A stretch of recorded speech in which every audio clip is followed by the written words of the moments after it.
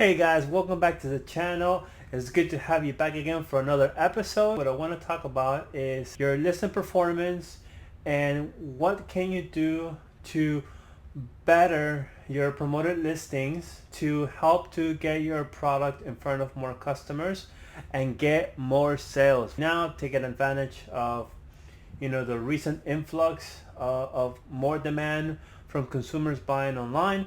We want to capitalize on that, and a great way to do so is by using eBay's own promoted listing feature.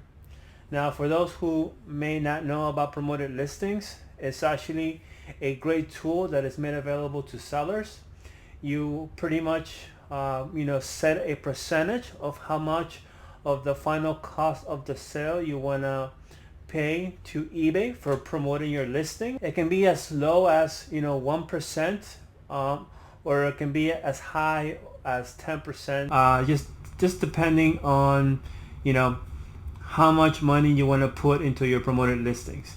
But I'll go into what it is that has been working for me and give you some tidbits of information that might help you to get your listings performing well and in front of more customers. Now again, like I said, my name is Daniel, and you can find me on YouTube under Daniel Sells Online. If you're new to the channel, please consider subscribing. You can click somewhere here on the subscribe button. So with that, let's get right into it then. Lately, I was noticing that my promotions. So if you go to your seller hub, there's a section for promoted listings, right? So if you go to that section, there's actually a graph which I'll show you in just a few minutes. That's gonna pretty much give you the time frames for your promoted listing traffic. Back in June, my number of impressions were hovering between 50,000, 60,000 impressions, which is not bad. That means that customers are actually clicking on your listing and they're just minutes away from actually making a purchase. So the more impressions you get, the higher likelihood that someone is gonna purchase from your listing. So obviously the more impressions the better, because you're getting more traffic. I wasn't very happy with the amount of sales I was getting on my store. From March all the way through May, I would say, were like my biggest months on dropshipping. So I was getting about 50 to 60 sales a day. I know some of you maybe got even more than that, maybe 99, maybe 100 sales a day, and kudos to all of you who were knocking out of the park, between those essential months when a lot of the country was shut down and people had no other option but to buy online. A lot of us benefited from that. So I was also taking advantage of that, riding that wave. But then I started noticing that sales started to decline, and I wasn't getting as many sales on a daily basis anymore. I went from 40 to 50 to then maybe 30, and then subsequent weeks 20, and then down to 10, and it got to a point where my sales were pretty much plummeting. Like I was getting less than 10 sales a day, which considering the amount of promoted traffic that I was getting, I wasn't converting it to any sales, and that was quite concerning. What did I do? And that's what I'm gonna get into. So before I do, it's a little teaser. I kind of want to keep you guys still engaged in the video. It's gonna better my watch time. So I'm gonna get to it in just a second. So like I was saying, a lot of us were riding on that high traffic because of the pandemic and because of the stay-at-home orders. I think all of us were fairly happy with that sales traffic, but I've noticed that a lot of you have been complaining about a decline in sales. I mean, I am part of a lot of Facebook groups because of different courses that I've purchased to better my understanding of eBay dropshipping and of other platforms to use as a means to drop shipping. And the one thing that I always see a lot of sellers complain about is that, sales are great, now all of a sudden they're plummeting. And I wanted to address that because there's a couple different things that can be happening to your store that may be contributing to that. One that really sticks out is the fact that perhaps you're drop shipping from a supplier that many others are also drop shipping from. So, for example, Walmart.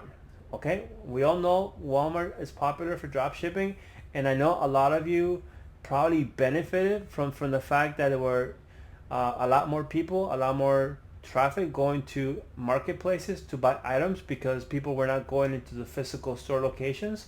So as a result, everybody got a boost, right? Everybody got the boost. Even if it didn't matter where you're drop shipping from. There was so much demand in the marketplace that everybody was getting sales, right?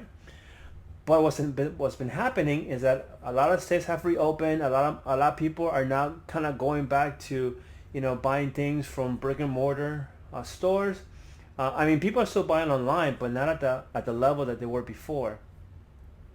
So definitely your competition, if there's so many people drop shipping the same product, you're going to get undercut. Someone's going to come in cheaper. Someone is going to probably, sell at zero profit and then make up their margins, via back-end methods, whether it's credit card cashback, whether it's cashback portals like eBay, like Giving Assistant, they'll make it up somehow, right? So, those tactics, I don't like to use those tactics. It works for some people. I'm not gonna knock them if you decide to run your business that way, but I still want to be able to get some sort of front end margin before relying on any back end margin, whether it's credit card cashback or cashback websites. So just to recap, one reason why maybe you're seeing your sales traffic take a nosedive is because there's just a lot of competition, and it's determined based on the supplier that you're using, right? So the second thing would be your price. A lot of us sometimes kind of set our prices and we forget to go back and look at them and see, how is our competitors, pricing their items. And if you have software that would, automatically reprice your items and adjust your prices, kudos. I think it's a great way to stay ahead of, your competition, especially if they're not using any software. But if you're not using software, you kind of want to go in and see, how is that price fluctuating, every so often, right? Are you, within a ballpark? Are you within, a couple percentage points of your next competitor? Similar to what, people would recommend if you're selling on Amazon. Like, you want to be within a certain percentage to be able to win the buy box. Otherwise, you don't want to be in a point where your price is so out of range that people won't even pay attention to your listing and you won't get any traffic. So paying attention to your prices is very important, and it gets more difficult, especially when you're dealing with a supplier that is very popular and a lot of people are using. What's going to happen eventually is that it's going to be like what they call it, a run to the bottom. So basically you're going to be undercutting because, everybody's selling the same product, and you're going to end up, having a race to the bottom, and you want to avoid that. You don't want to get into a price war with your competition. So look at your prices, look at your competition, and the third thing is you want to look at your listing, right? Is your listing optimized to what eBay wants you, so that your listing is coming up on search and the algorithm is promoting your listing and putting it in front of customers? So this is why your item specifics are so important. So, make sure you add in all your item specifics that you can, make sure that all the information is there, so that way eBay is able to better, put your listing ahead of others who are not following, the same criteria. So a lot of sellers get lazy and just kind of, put together very, very lazy listings. They only put like the basics. You don't want to be that person. You want to make sure that you're putting all your item specifics in the listing, and that's going to help you when customers are searching to have your listing up front and center. So if you stuck around so far, thank you so much. And I'm going to give you, some advice about some of the things that I did to help better my listing. So here we are in my seller hub, and as you can see here, I'm looking at the time period of about the second week of March, which is when I noticed that sales were starting to take off, at least for me in my storefront, and all the way to the 28th of July, which would be yesterday, right? And I'm gonna just move my screen up here for 1 minute. So you can see that the top graph is actually my promoted listing impressions. It's always going to be higher because you're paying for the promotion compared to your organic search. So your organic search is when you naturally appear on eBay, when people are typing in their search criteria. So like I was saying, my promoted listings have been hovering, in April within 86,000 impressions, which is excellent. And then in May, still within the 80,000 mark, and then it kind of dipped a little bit down to 55, and then it kind of hovered and stayed around 60, and then in June it took a dip down to 45, which is still not bad. But actually last month was one of my slowest months for sales, and I also think it's natural because the summer months is always slow for retail, but then you started to see that my sales started to kind of pick up again. And then what I want to show you is that in July is when actually it got even my impressions dropped even more. And then there was a steady climb, and this is the time where I actually made that change, because I've been selling non-stop for the last week. I had a $5,000 sale day, right? I haven't had one in a few weeks, if not almost a month. Like, it was that slow for me, but I made the change. And now you're asking yourself, so Daniel, what was the change? Like, what did you do that got your store changed around? Well, I'll tell you. So one thing is that I am not drop shipping from Walmart, from Home Depot, or from none of those big box retailers. But that's the one thing. I'm not using the same suppliers that maybe, most of you might be using. So the second thing is I had to adjust my prices. My prices were a bit too high, and at the end of the day, it's a combination of some good profit margins, but you also need volume. Like, you need to sell a lot to make a lot of money. So going back to my 4 things that I outlined in the beginning of the video was my price. So I had to go back and I had to readjust my price so that it made sense. And the minute that I did that, things started to change. I started to see more sales coming in, right? And then the last thing that I did was that I tinkered with my shipping policy. Now, where most people are offering standard shipping, I decided to offer expedited shipping.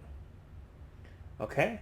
So to the customer, ground shipping, expedited shipping, it's all perception. So the customers here thinking now, oh my God, the same item, but this seller is offering expedited shipping. Like, oh wow, like, they start thinking like an Amazon customer, right? Oh great, I get like eBay, Prime shipping or whatever. But it's not. And that was the third and the last thing that I did. You can make this work if you know how your supplier ships. And this is the key part. You have to make sure that you understand how long does it take your supplier to actually, from the point that you actually make the purchase, you know, how fast are they able to then, you know, give you the tracking information, you know, what's their handling time. Luckily, the supplier that I'm working with, for the most part, their handling time is a day or 2 days at the most. So because of that, I was able to leverage the time frames, you know, for, you know, expedited shipping. So that's it. I mean, that's pretty much the secret. There's really nothing to it. And I wish someone would have, you know, kind of taken the time to make a video like this and share with us sellers in the community, you know, to help our stores out, right? Because at the end of the day, you know, we are a community and we're here to support each other as much as we can. So if there's anything that I can do based on my own experience that I can share with you guys, then by all means, I feel obligated to do that. So, you know, somewhere up here, you know, we'll see the video link pop up, and you guys can click on that video and check it out and give me some feedback and tell me guys, let me know what you guys think. So yeah. Thank you for spending the time with me today, and I'll catch you guys on the next one.